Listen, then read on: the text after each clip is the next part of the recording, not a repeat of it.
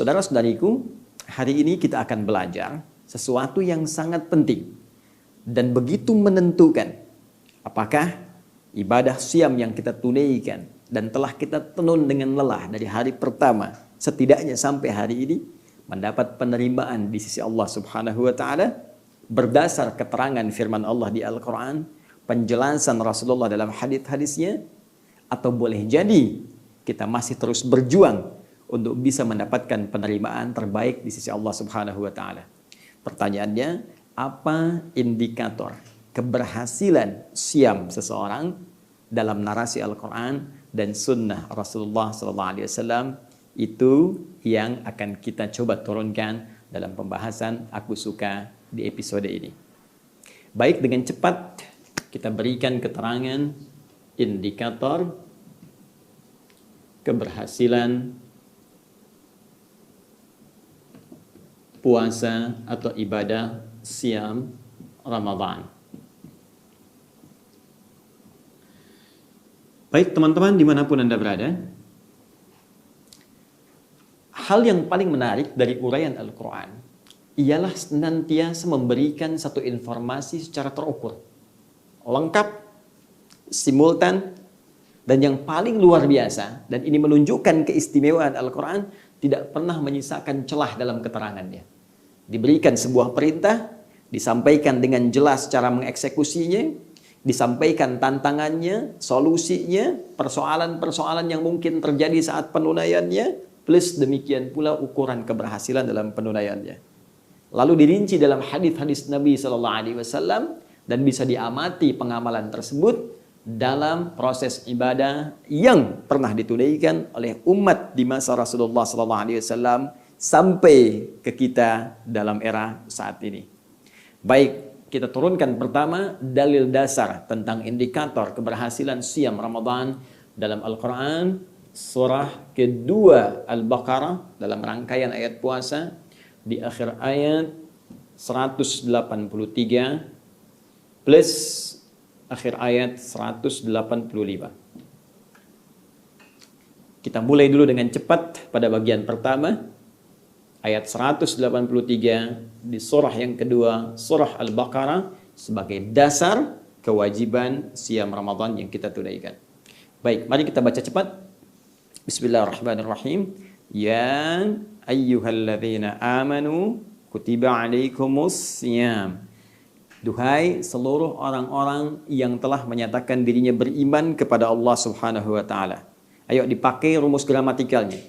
Baik dia tengah merasa dekat dengan Allah ataupun merasa standar saja ataupun sedang jauh dari Allah karena perbuatan maksiat yang pernah ia kerjakan tapi ia masih merasa beriman. Maka dipanggil dengan huruf yang sama, ya. Ayyuha, aku tegaskan kepadamu, aku ingatkan, hei seluruh pemilik iman tanpa kecuali. Kutiba alaikumus siyam, mulai sejak ini diwajibkan atas kalian menunaikan ibadah siyam kama kutiba alal ladzina min qablikum, seperti orang dulu pun memiliki kewajiban yang sama untuk menunaikan ibadah puasa itu. Perhatikan ujung kalimatnya, la'allakum tattaqun. Ya. La'allakum tattaqun. Kita pernah elaborasi ini dalam edisi yang sangat lampau dan sekarang kita pertajam turunannya. Tattaqun. Perhatikan baik-baik. Tattaqun. Apa tujuan dari ibadah siam Ramadan saat diperintahkan itu? Kata Allah, tidak ada yang lain kecuali puncaknya agar kalian bisa meningkatkan takwa kepada Allah Subhanahu wa taala. Baik, kita akan fokus sejenak pada kalimat ini, takwa, yang diungkapkan dengan kata tattaqun, disebutkan setidaknya 19 kali dalam Al-Quran. Disebutkan 19 kali dalam Al-Quran, kata tattaqun. Teman-teman sekalian, umumnya dalam terjemahan, kalimat ini selalu diterjemahkan dengan satu makna, takwa. Agar kalian bisa meningkatkan takwa, agar takwa kalian bisa meningkat. Intinya mengerucut pada kalimat apa? Takwa. Nah, sekarang Untuk menemukan pemahaman takwa ini, yang dalam bahasa Arab dituliskan seperti ini, at-taqwa. Ya, bahkan nanti dalam narasi Al-Quran pun kita temukan kalimat ini. Ya, misal kita lihat di Al-Quran surah kedua Al-Baqarah ayat 197 ketika Allah menyampaikan keterangan tentang ibadah haji. Ya, Al-Hajju ashhurum ma'lumat faman farada fihinna al-hajja fala rafatha wala fusuqa wala jidala fil hajj wa ma taf'alu min khairin ya'lamuhu Allah wa tazawwadu fa inna khairaz zadit taqwa. Dituliskan kalimatnya seperti ini, at-taqwa.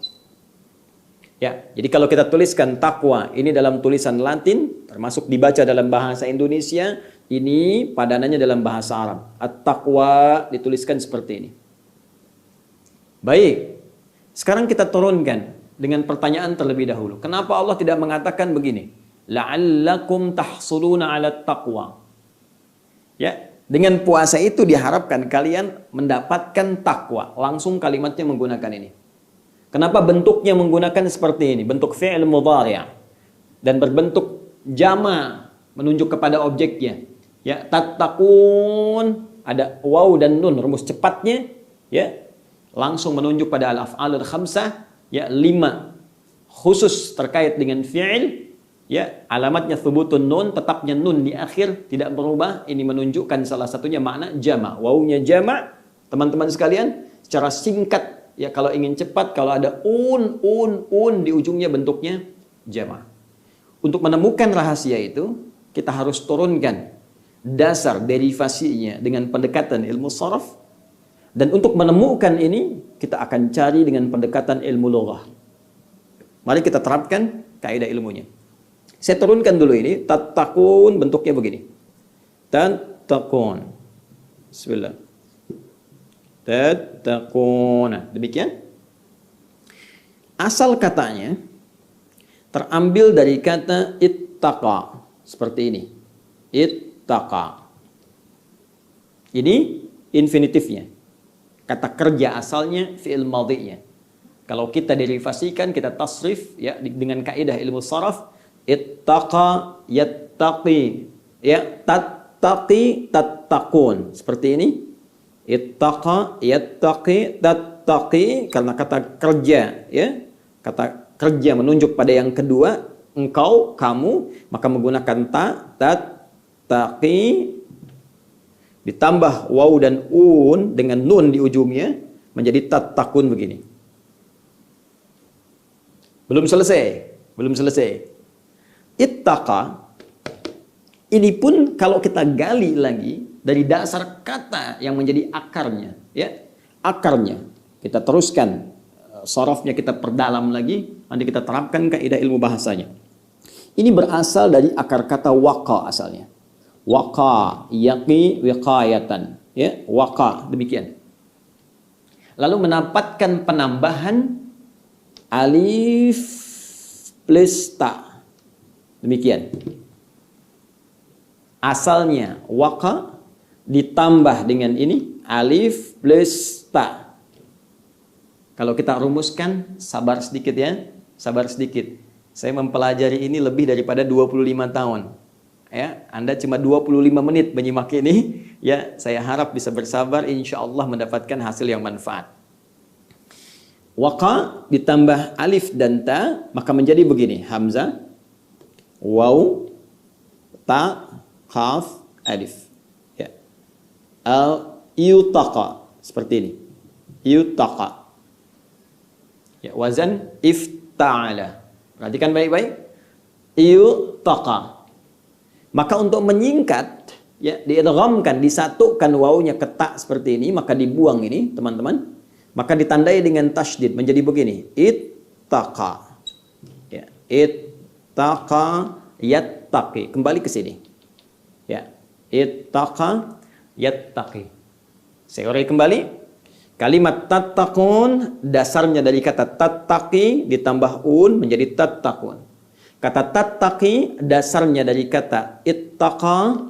Kata ittaqa asalnya dari kata waqa. Kata waqa ditambah alif dan ta menjadi iutaqa. Alif yang diletakkan di awal di sini, kemudian taknya diletakkan di pertengahan, Ya, setelah huruf waw, yuttaqa. Kemudian disatukan waw ke sini ditandai dengan tasydid menjadi ittaqa. Apa pentingnya saya jelaskan ini? Sekarang fokus baik-baik.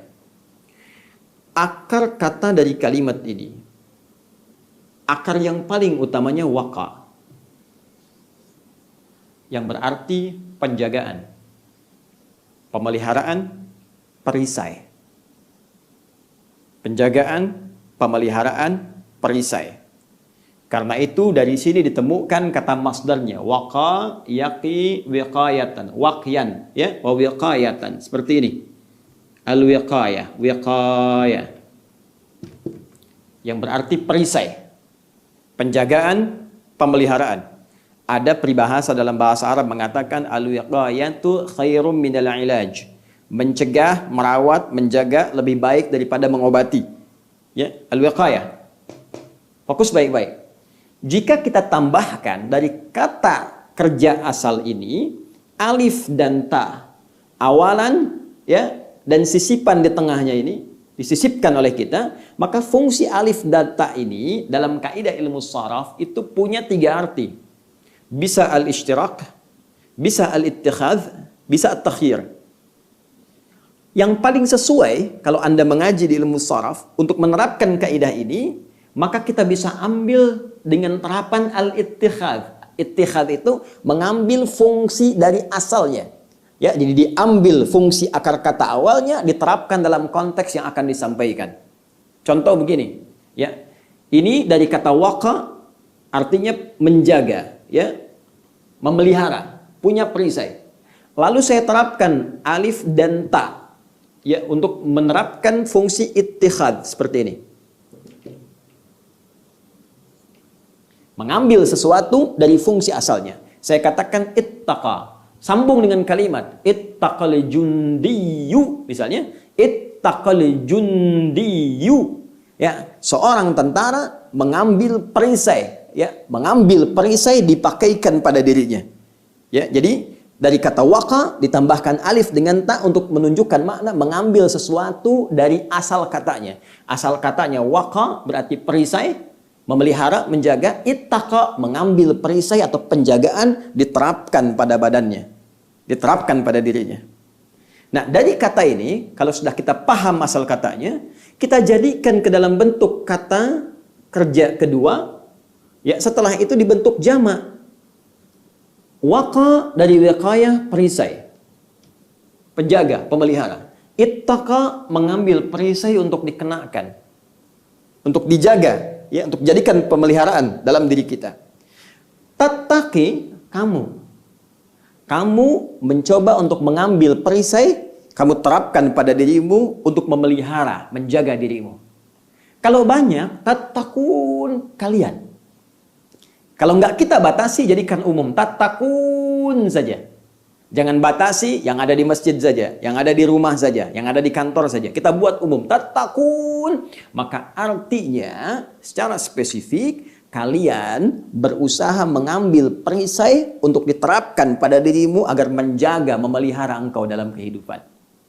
Nah, maka kalau kita ingin tarik kalimat ini, teman-teman sekalian, kepada konteks ayat puasa, seakan-akan ada isyarat menunjukkan kepada kita orang yang menunaikan puasa itu ketika diperintahkan oleh Allah, tujuan utamanya adalah la'allakum tattaqun, diharapkan dengan latihan puasa itu dia bisa mengambil perisai, ya, mengambil sebuah penjaga, diterapkan pada dirinya seperti ia saat berlatih menunaikan puasa itu untuk memelihara diri dari perbuatan yang dilarang oleh Allah Subhanahu wa taala.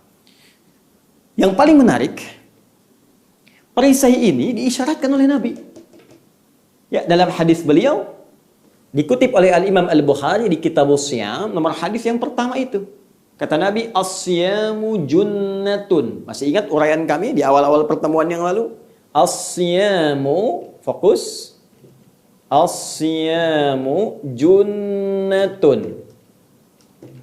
Masya Allah. Di ayat ini, Al-Baqarah 183, kutiba alaikumus siyam. Ujungnya la'allakum tattaqun. Di hadis Nabi, as-siyamu junnatun. Kata Nabi, kalau puasamu benar, maka puasa itu akan melahirkan perisai Yang perisai ini akan melindungi kamu, menjaga kamu, memelihara engkau dari segala perbuatan maksiat yang tidak disukai oleh Allah Subhanahu wa taala. Bukankah saat puasa kita benar-benar berlatih untuk mendapatkan perisai itu? Coba silahkan cek. Ya, saat ini kan kita sedang puasa, ada dorongan untuk berdusta, tiba-tiba mental, nggak mau sedang puasa. Ya kan? Ada dorongan untuk melihat maksiat, nggak mau sedang puasa. Ya kan? Ada dorongan tangan untuk berlaku yang kotor, nulis status yang tidak baik, bikin hoax, nulis celaan kepada orang.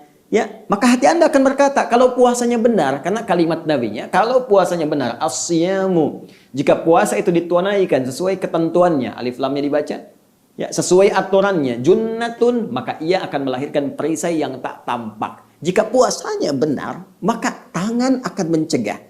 Ya, mata akan mencegah. Telinga akan mencegah dari semua perbuatan yang dilarang oleh Allah Subhanahu wa taala. Apa hakikat yang menjadikan semua fungsi tubuh mencegah ini? Junnah, perisai yang tak tampak tadi. Jadi Anda bayangkan kalau 30 hari dilatih, latihannya benar, itu kata Allah, takun, kamu pasti punya perisai itu. Kamu punya wiqayah dalam dirimu. Sehingga keadaan saat kita puasa, auranya bisa diterapkan pasca puasa. Itulah sebabnya kalimat yang menggunakan fi'il mudhari. Nih, ada tak di depannya. Masih ingat rumus fi'il mudhari? Anita. Ya, anita, hamzah, nun, kemudian ya dan ta. Anita, sepanjang ada 4 huruf ini, hamzah, nun, ya, ta, maka maknanya mudhari setidaknya punya 3 pendekatan dalam bahasa Inggris. Present, continuous, and future. Sekarang, terus menerus, nanti, sampai kapanpun, future, sampai ke masa depan, sampai berpulang kepada Allah Subhanahu wa ta'ala. Jadi, ini kalimat indah dalam Al-Quran. Orang yang benar puasanya itu kata Allah, jangankan saat puasa, jadi bukan saat puasa saja indikator keberhasilannya.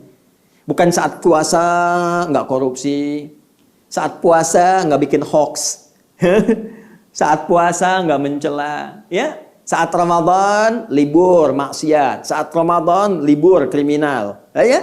Bukan saat itu saja, tapi nanti nilai Ramadan ini bisa diterapkan pasca puasa. Karena itulah ketika Allah menggunakan fi'il mudhari dalam firman-Nya menyebutkan tattaqun, ingin memberikan isyarat jangan dilihat keberhasilan puasa saat itu ditunaikan saja. Nanti lihat ya progresnya.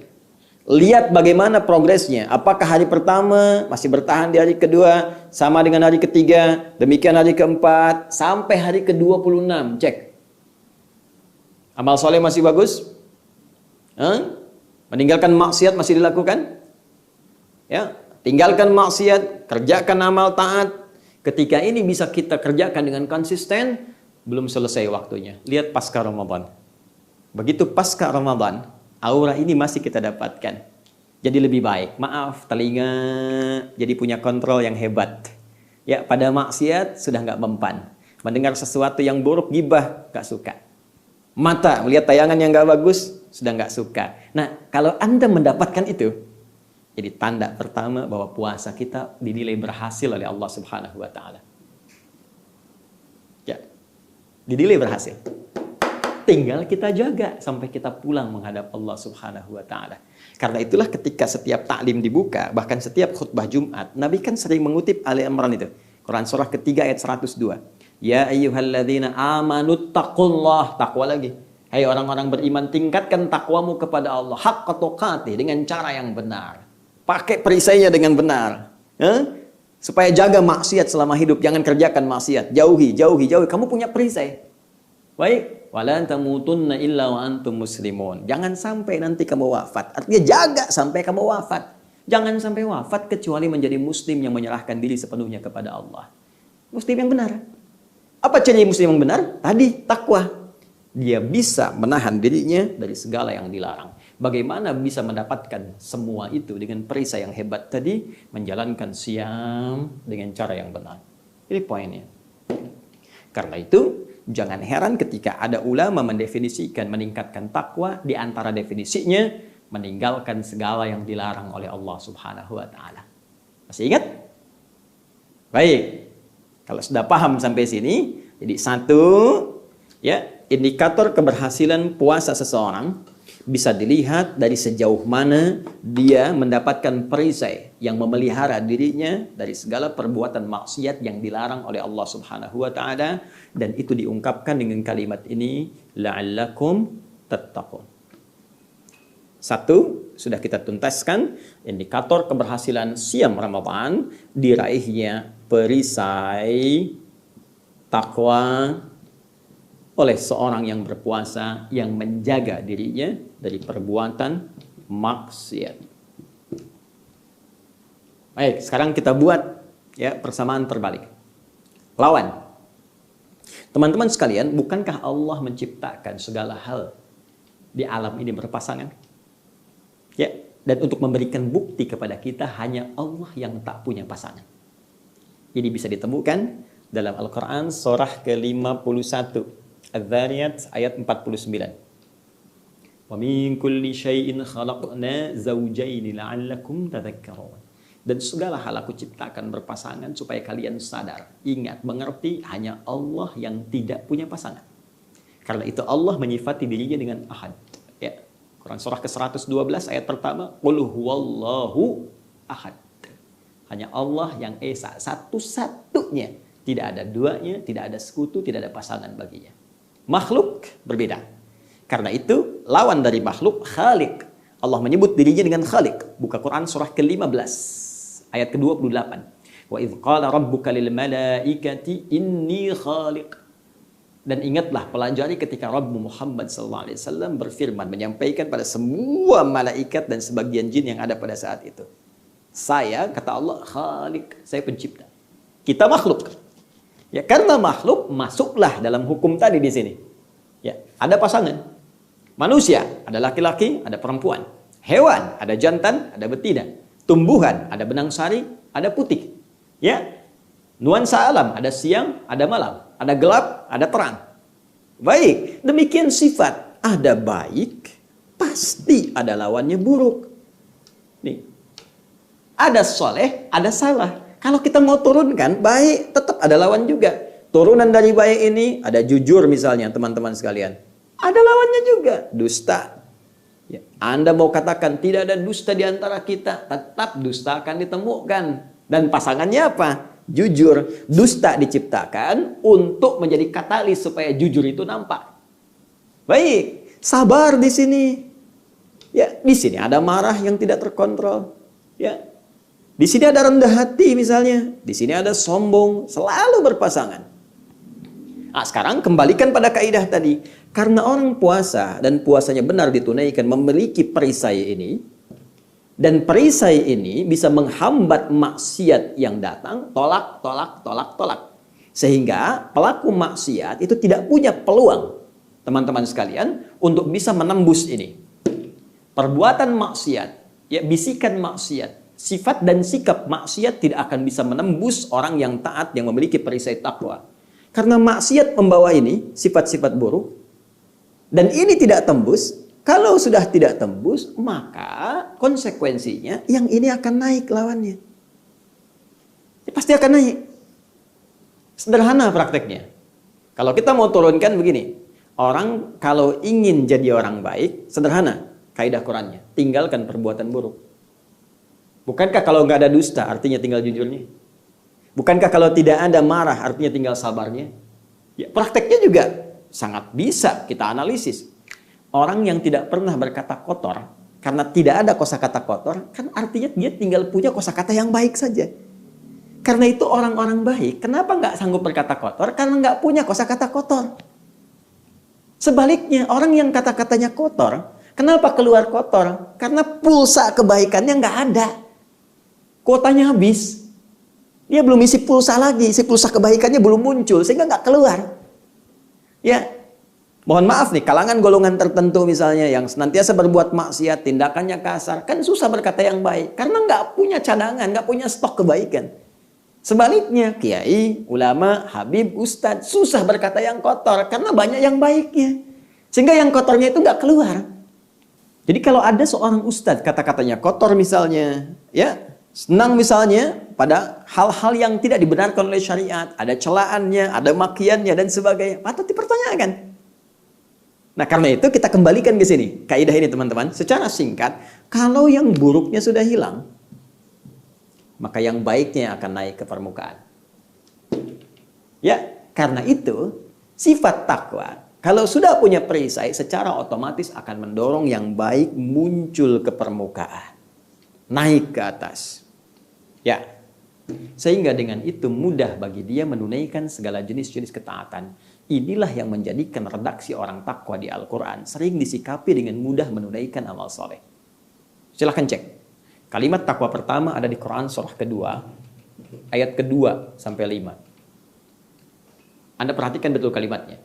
Dzalikal kitabu la raiba fihi hudal lil muttaqin. Isi Al-Quran itu jangan diragukan, ya, kandungannya. Jangan diragukan seluruh informasinya, jangan diragukan semua isinya, dan dia akan memberikan petunjuk pada orang takwa. Siapa orang takwa dimaksud? Lihat ayat 3-nya. Alladzina yu'minuna bil ghaib wa yuqimunas shalah. Yaitu orang yang senantiasa berusaha meningkatkan imannya kepada Allah walaupun Allah belum tampak dalam pandangannya saat di dunia. Allahu Akbar. Lalu dia mudah sekali untuk meningkatkan salat dengan cara yang benar. Mudah mengerjakan salat. Wa mimma razaqnahum yunfiqun, mudah untuk berinfak. Walladzina yu'minuna bima unzila ilaik, mudah berinteraksi dengan Al-Qur'an. Ya, wa ma unzila min qablik, yakin dengan kitab-kitab sebelumnya yang diturunkan pada sebelum Nabi Muhammad sallallahu alaihi wasallam. Nabi-nabi sebelum beliau. Ya, wa bil akhirati hum yuqinun. Kemudian mudah mendekat kepada Allah untuk meraih akhirat yang baik. Yakin dengan hisab, yakin dengan ketentuan akhirat.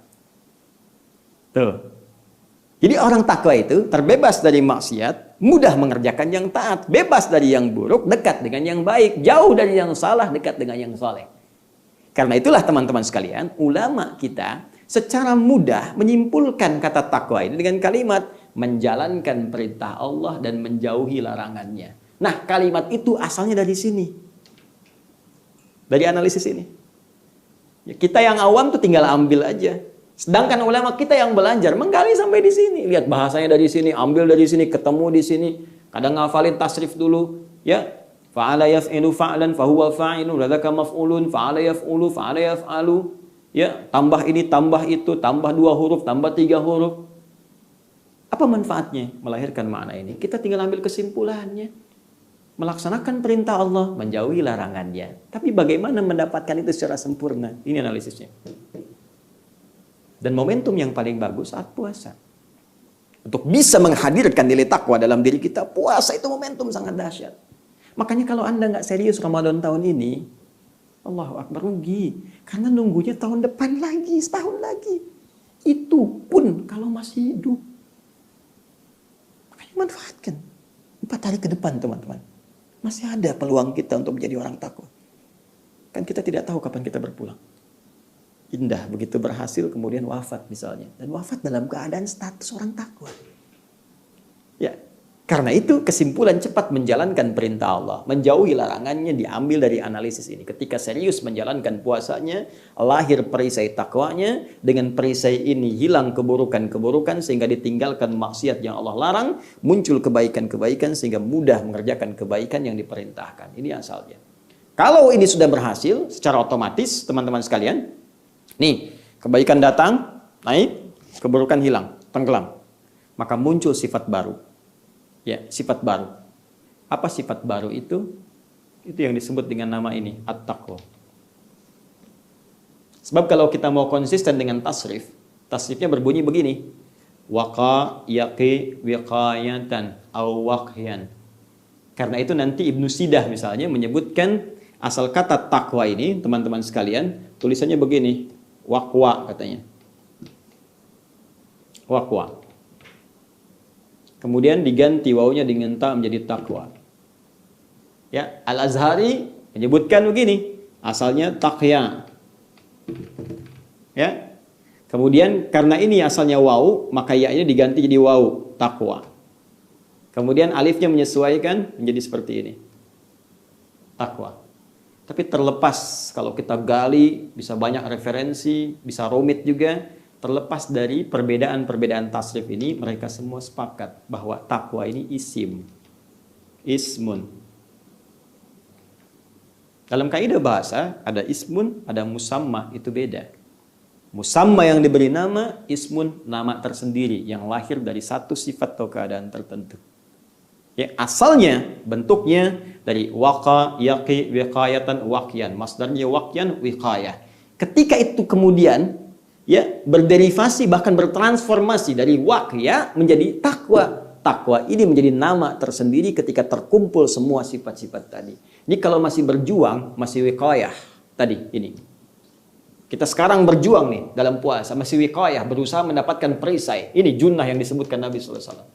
Kalau sudah dapat, ukur. Bisa meninggalkan maksiat, ya saat ini pasca puasa, maksiat kita tinggalkan semampu kita, taat kita kerjakan semampu kita. Ketika bertahan itu semua, sampai menghadap Allah, maka sifat yang dihasilkan tadi membentuk kepribadian. Senang ibadah, meninggalkan segala yang salah. Sifat itu namanya, isimnya takwa. Takwa itu kumpulan kebaikan, nama baru dari sebuah kumpulan kebaikan yang dihasilkan dari perjuangan panjang untuk mendekat kepada Allah Subhanahu wa taala. Karena itu ada yang menyebut takwa sebagai puncak kebaikan. Jadi kalau Anda ingin berikan sifat jujur, rendah hati, sabar dan seterusnya, itu puncak kebaikannya, kumpulan dari semuanya disebut takwa. Karena itulah Rasulullah SAW disebut orang paling takwa di muka bumi karena beliau mengumpulkan puncak kebaikan yang umumnya mustahil atau sangat sulit diraih oleh seorang manusia. Puncaknya mengerucut pada pribadi Rasulullah SAW sehingga disebut teladan di Quran surah ke-33 ayat 21 itu. Laqad kana lakum fi Rasulillahi uswatun hasanah. Dipuji Allah di Quran surah Al-Qalam itu. Wa innaka la'ala khuluqin azim. Bahkan puncaknya dihadiahi oleh Allah surga, diberitakan, diinformasikan sebelum wafat beliau. Ya, dengan turunnya Al-Kautsar itu. Inna a'tainakal kautsar. Allahu Akbar. Bahkan diberikan nikmat di surga sampai beliau puas. Wala sawfa yu'tika rabbuka fatardah. Nah, sekarang evaluasinya sampai hari ke-26 ini, apakah sudah hadir sinyal-sinyal takwa dalam diri kita? Ayo dicek. Sudah hari ke-26. Jangan-jangan sibuk belanja. Awas, jangan-jangan sudah mulai meninggalkan rutinitas ibadah. Al-Quran jarang dibaca lagi. Sholat malam mulai lupa. Tilawah mulai sepi. Padahal dengan kondisi apa lagi Allah harus mengatur kita supaya fokus ibadah. Sekarang di luar dibatasi. Mau keluar terbatas. Mau jalan-jalan terbatas. Perkumpulan dipersulit. Dalam konteks mempersulit ini, ya, kalau kita lihat dengan iman kita, sesungguhnya bisa kita tarik sebagai peluang untuk apa? Untuk memaksimalkan ibadah yang sekarang kita tekuni. Tinggal 4 hari teman-teman. Kalau momen Ramadan ini habis, semangatnya hilang, beda dengan hari-hari biasa. Ya, karena itu saya menyarankan pada diri pribadi, juga kita semua, manfaatkan. Tarik ini. Ya, kalau kondisi memang belum bisa keluar sekitaran rumah, belum bisa ke masjid, rumah kita maksimalkan. Alhamdulillah sebagian tempat sudah bisa ke masjid, masjid maksimalkan. I'tikaf kita malamnya sholat, ikhtiarkan sampai sinyal ini muncul. Sampai begitu buka handphone, ada gambar yang nggak bagus, Allahu Akbar. Biasanya agak lama begitu kan? Lama, ada yang istighfar tapi dilihat terus, astagfirullah, astagfirullah. Ini enggak. Langsung seketika, astagfirullah, ganti. Berarti sinyalnya sudah mulai ada. Sinyal takwa di hari ke-26. Yang dahsyat sudah mulai senang sholat sunnah. Tambah. Rajin baca Al-Quran. Jadi menunjukkan ada keberhasilan. Tinggal, karena ini sifatnya mudhari, ada taknya, jaga ini sampai kita wafat. Sehingga membawa kebanggaan saat pulang kepada Allah Subhanahu wa ta'ala. Ustaz, apakah semua orang puasa akan mendapatkan ini? Belum tentu. Karena ternyata sebelum kalimat tattaqun ini, Allah mengawali dengan kata la'allakum.